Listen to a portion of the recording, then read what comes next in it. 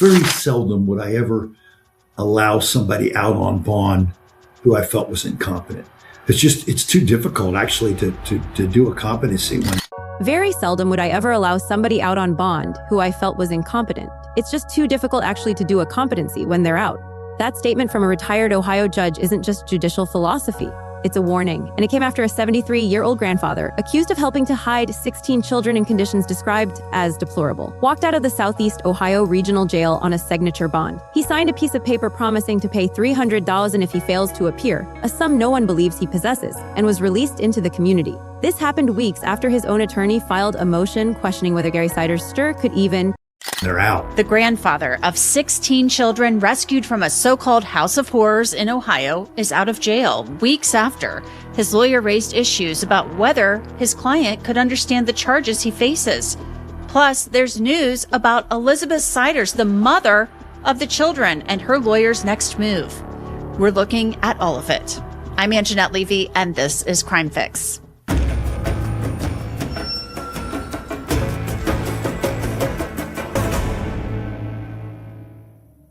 Gary Siders Sr. is 73 years old. He's a grandfather to more than 16 children, and he's accused of serious felonies related to 16 of those grandchildren who were pulled from his home in Vinton County, Ohio, back on June 30th.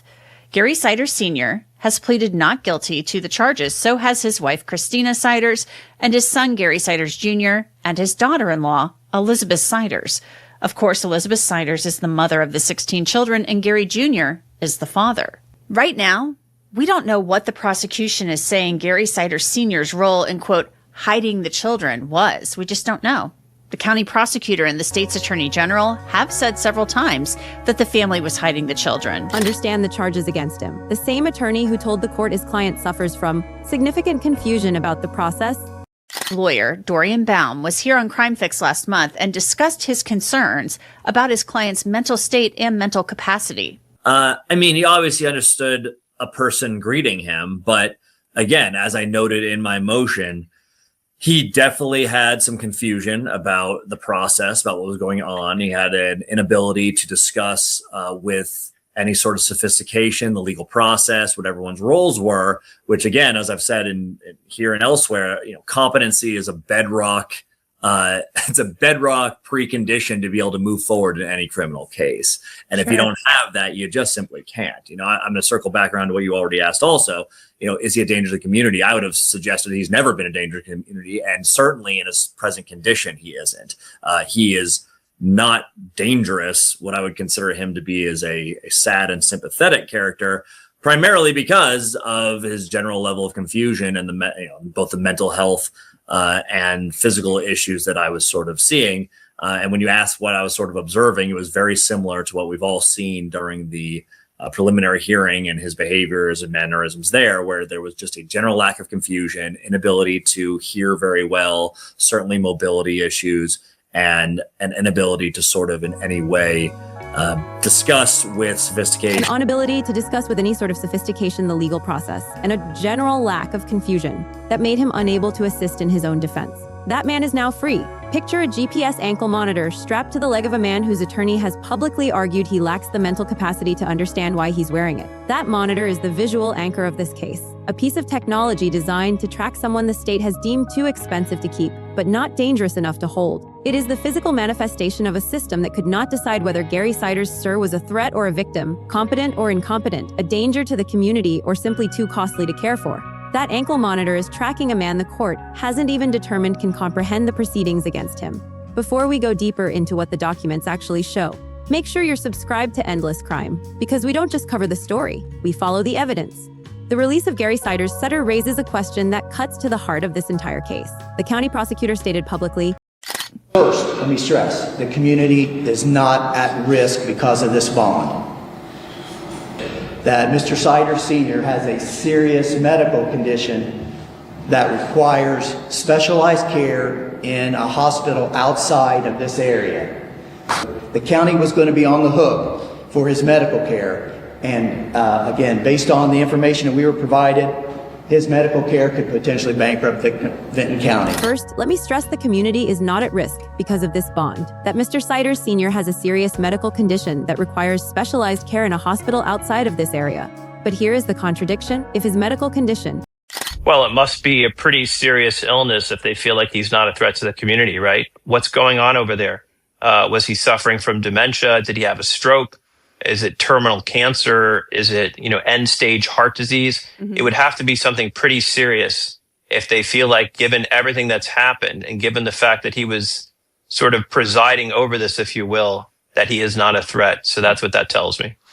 They're raising the issue of competency, though. So his attorney is saying, basically, I have concerns that Gary Sr., really can't assist me with his defense and isn't understanding the proceedings. And we all kind of saw it for ourselves during that first court appearance. What are your thoughts when looking at that piece of this puzzle? Because I'm like, well, you're saying he may not be competent and may not have the ability to understand the proceedings. He may have some type of mental disease or defect. You're having him evaluated for potential insanity defense, yet we're releasing him. He's not a threat, but also he may not be competent. Your thoughts on that part of it? It could be some neurological condition where he's unable to make decisions or he lacks capacity. And then maybe they feel that in the care of a family member that he would not be a threat. And if they don't think he's a threat, that makes me feel like... So serious that he cannot be held in jail, how can he be competent to stand trial? If he is not competent, how can he be released on bond to await trial? And if he is not a danger to the community, what does that say about the severity of the conditions under which 16 children lived? The system hit its limit. That is the moral refrain that will echo throughout this case. The prosecutor's office offered a chillingly honest explanation for the release. His medical care could potentially bankrupt Vinton County. Vinton County, Ohio operates on an annual budget of approximately $80 million. The cost of caring for a 73-year-old man with serious medical issues in a county jail was simply more than the county could afford, so they released him. Not because they believed he was innocent, not because they believed he was competent, not because they believed the community was safe, but because they could not pay for his medical care. This is not justice. This is accounting the system hit its limit. Retired Judge Robert Ruhlman. Let's talk a little bit about Gary Siders Sr. being released on this bond, signature bond. We knew this was going to happen. He was being treated in the hospital for a serious medical issue. So he's signed a $300,000 signature bond. Talk to us about, break down what that means. I've never done one of those. I've never done a signature bond where if he doesn't show up, he owes $300,000. Where are they going to get the $300,000? Does he have $300,000?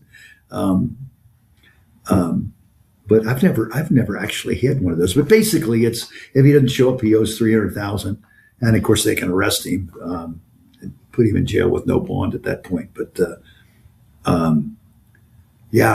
essentially, he's facing a life term here because he's 73.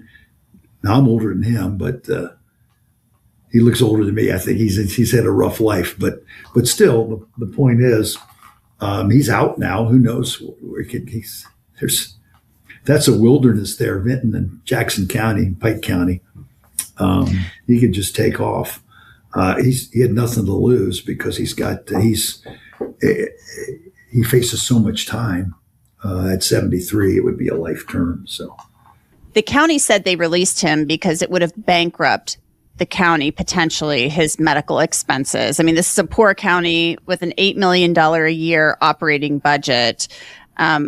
So they don't feel he's a threat to the public. That's true. Well, of course, that's true. Yeah, that's a point. That's a good point too. That's a good point in the judge's consideration. That's true because it's a very poor county. You're right, because I worked in Jackson County. It's poor. I know Vinton. The one defendant that I had, and the person that was litigating in Jackson County was from Vinton County. But Vinton, my judge friend who I went to, he was actually raised in Cheviot with me, a little town outside of Cincinnati. Judge Catanzaro, he moved to Pike County, and he would tell me the problems at Pike County. And he was a judge in Pike County. He would tell me about the problems at Pike County. They don't have a lot of money. It's true. That's true. That's a point. Yeah. He sat on the bench in Hamilton County for 36 years, told Cryme Fix that he would never have allowed such a release. Very seldom would I ever allow somebody out on bond who I felt was incompetent. It's just too difficult actually to do a competency when they're out. He noted that competency evaluations require observation, monitoring, and control, exactly what is lost when a defendant is released into the community. And he raised the uncomfortable possibility that Gary Sr.'s incompetency might be feigned, a tactic defense attorneys use when the facts of a case are overwhelming. A lot of these defendants fake it. Balance that Well, concern. that's another issue. I never would allow very seldom would I ever allow somebody out on bond who I felt was incompetent. It's too difficult actually to do a competency when they're out. There was a couple cases where they were people that had some real bad mental problems and didn't commit a very serious offense, maybe a felony drug abuse or something like that. And they obviously had mental problems and they were not a threat to anybody. And they were low-level felonies. I would let them out. Usually they would end up going to a halfway house or something like that. But in a situation like this, these serious charges, he's claiming he's incompetent. A lot of defendants fake it. They try to fake it. A good examiner will have them watched and will review video of them when they're not there and pretty much clear up the faking. Because a lot of times when they do the interview, they'll fake, but they record them in jail and how they interact with other people. And then suddenly the psychologist or psychiatrist shows up and they act goofy, Well, they are obviously faking. But the only way you can do that is I would have at least kept him in for the competency evaluation, because then you can monitor whether they were faking or not, because they have videos in jail going all the time. Yeah, and I think that's a good point because Elizabeth Sider's brother has posted on Facebook that he thinks the other ones are faking it. He thinks that they're all faking. Ruhlman said they try to fake it. A good examiner will have them watched and review video of them when they're not there and pretty much clear up the faking. Jerry Sider's sister is not the only defendant raising competency issues. All 4 adults in that household. Lawyers for all 4 Siders family members are raising the issue about whether their clients are competent to stand trial. Yes, now all 4 of them. Just today, Elizabeth Sider's attorney filed a motion asking for a competency exam and an evaluation to see whether she could qualify as not guilty by reason of insanity. Tommy Stolley wrote, "As of the filing of this motion, the defendant has not been indicted, and therefore, counsel does not have all of the facts, evidence, or circumstances of this case or the defendant's subsequent arrest. However, in the interim, counsel has met with the defendant on numerous occasions and for extended periods. During these interactions, counsel has been able to observe the defendant's demeanor, conduct, and comprehension.